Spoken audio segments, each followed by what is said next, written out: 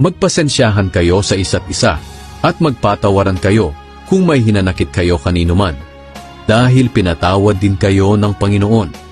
At higit sa lahat, magmahalan kayo, dahil ito ang magdudulot ng tunay na pagkakaisa. Paghariin ninyo sa mga puso niyo ang kapayapaan ni Kristo, sapagkat bilang mga bahagi ng iisang katawan, tinawag kayo ng Diyos upang mamuhay ng mapayapa. Dapat din kayong maging mapagpasalamat. Itanim ninyong mabuti sa mga puso niyo ang mga aral ni Kristo.